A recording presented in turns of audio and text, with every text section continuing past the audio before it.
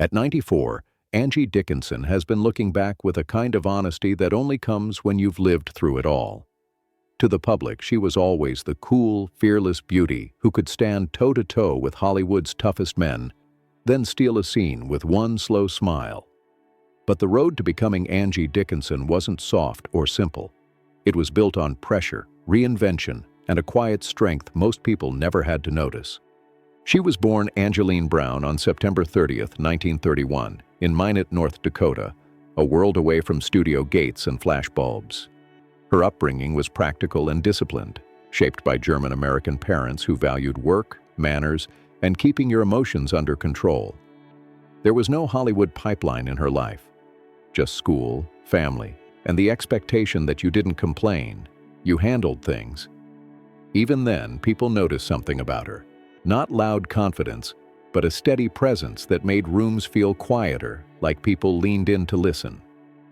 When her family relocated to California, the scenery changed, but her mindset stayed grounded. Angie studied, graduated from Immaculate Heart College, and took a straightforward job as a secretary. It's a detail that matters because it shows she wasn't chasing fame like a lottery ticket. She was building a life, one sensible step at a time. Still, a beauty pageant win nudged her into modeling, and modeling nudged her toward cameras, and suddenly the practical plan opened into something bigger. Once casting people saw her, she wasn't treated like a background face. She had sharp eyes, quick timing, and a calm authority that read as mature even when she was young. Her major breakthrough came with Rio Bravo in 1959, directed by Howard Hawks and starring John Wayne and Dean Martin. In a cast loaded with masculine swagger, Angie didn't fade into decoration. She played Feathers, a gambler with nerve, flirtation, and bite. Someone who could handle pressure and still look amused doing it. It wasn't just a breakout. It was a warning that she wasn't going to play small. That role opened the door to a run of films where she kept proving she had range. She appeared in Ocean's 11, The Killers, and Point Blank, moving between glamour and danger without losing her grounding. She could play romance without going soft, and she could play toughness without turning cold. If you like these deep dives into the people behind the posters, tap like, because it tells the algorithm these golden age stories still matter. By the 1970s, Angie wasn't just working. She was shaping what audiences expected from women on screen. Then came the role that stamped her into TV history, Policewoman in 1974. Angie played Sergeant Suzanne Pepper Anderson at a time when female-led crime shows were still rare, and when authority was a trait Hollywood usually handed to men. She didn't play Pepper as a novelty. She played her as competent, stylish, and emotionally alert, someone who could read a room, command a suspect, and still carry compassion without losing authority. That mattered. For a lot of viewers, Pepper wasn't just a character.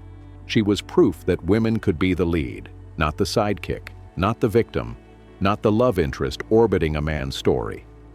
The show earned Angie a Golden Globe and helped push the industry's idea of what a female star could be. Even if you've never seen an episode, you've felt the ripple it created. Angie kept working long after that peak television moment. She appeared in Dressed to Kill in 1980, showed up in projects like Wild Palms in the 1990s, and later had roles including Pay It Forward. Her screen presence didn't age out. It sharpened, less about sparkle, more about gravity. And here's a detail many people miss.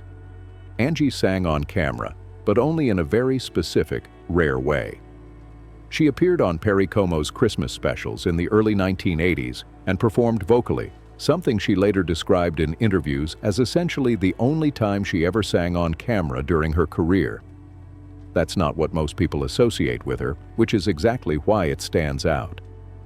She had more in her toolkit than the public ever demanded from her. Her personal life, though, was never as tidy as the image. Angie's first marriage was to Gene Dickinson in 1952. She was still building her career. He was known as a college football player who later moved into the electronics business. They separated in the mid-1950s and eventually divorced in 1960, but Angie kept the name Dickinson, partly practical, partly because it had already become her professional identity. It was an early sign of a pattern in her life. She made choices based on survival and clarity, not impulse. One of the more surprising corners of her story is her friendship with economist John Kenneth Galbraith and his wife, Catherine.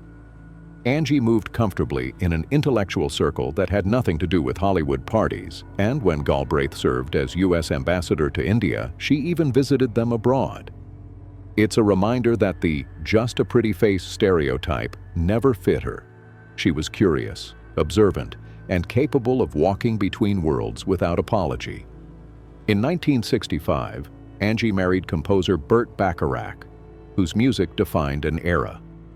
Their marriage lasted 16 years, but it carried the strain you'd expect when two high-profile lives collide, demanding schedules, public attention, and private pressure.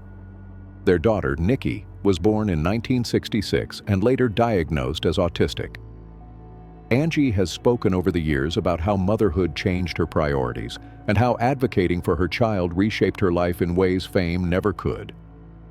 Tragically, Nikki died by suicide in 2007, a loss Angie has acknowledged with deep pain. Bacharach died in 2023, closing another chapter tied to some of Angie's most complicated years. If you've ever wondered why certain stars disappear or step back, stories like this are part of the answer. Sometimes life hits harder than any career can protect you from. After her marriage ended, Angie's romantic life continued to draw attention, but it never followed a simple script. She dated musician Billy Vera in the 1980s and appeared in a music video tied to his hit, blending her classic Hollywood aura with the pop culture tone of the decade. In the 1990s, she was linked to broadcaster Larry King, a pairing that surprised people but seemed to carry genuine fondness. Then came a revelation that has followed her in recent years. Angie has been quoted describing an on-and-off, long-running relationship with Frank Sinatra, and she referred to him as the love of her life. Like most old Hollywood love stories, the details live in a mix of memory, privacy, and legend. Still, it added a new layer to how people saw her, not just as an icon, but as someone who loved hard and carried the consequences quietly. Now, in the later chapter of her life, Angie has also reflected on what it meant to work around big, complicated personalities in a male-dominated industry. She's been asked about the way Hollywood used to operate, who had power, who controlled the room, who got forgiven, and who didn't. And when the name Redd Foxx comes up, Angie's tone, by most accounts, isn't gossip. It's perspective. She has described him as brilliant and funny, but also as someone who carried pain beneath the punchlines, an entertainer who could light up a space and then, in the next breath, reveal a heavier truth. Angie has suggested that with age, you stop flattening people into one label. You stop treating them as only the comic or only the star. You start seeing the human being who had to survive the same pressure cooker you did. That perspective matters because Angie lived the same contradiction. She was sold as glamour, but her longevity came from discipline. She worked in an era where women were judged by appearance first, and where respect often had to be earned twice. If you're still listening, subscribe, because this is exactly what these stories are about, the real cost behind the glossy history. Angie's reflections circle back to something deeper: legacy. At 94, she's not trying to protect an image the way younger stars often do. She's talked about the strange freedom that comes with age, how the fear of "what will people think" finally loosens its grip. When you've outlived the noise, you can tell the truth without begging anyone to approve of it. And the truth in Angie's story is that her rise wasn't just luck. It was timing, yes, but it was also nerve. It was holding your ground in rooms designed to test you. It was learning how to be underestimated without letting it shrink you. It was building a career across decades, then surviving the personal losses the public never sees. So when people look at Angie Dickinson and only remember the posters, the beauty, the cool stare, they're missing the whole picture. She was a working actress with real range, a trailblazer who helped change how women were framed on television, and a mother who faced heartbreak that fame couldn't soften. What do you remember most about Angie Dickinson? Her films, Policewoman, or the way she carried herself in an industry that rarely made it easy? Drop your thoughts in the comments. Hit that like button if you felt something real, and don't forget to subscribe for more Golden Age stories.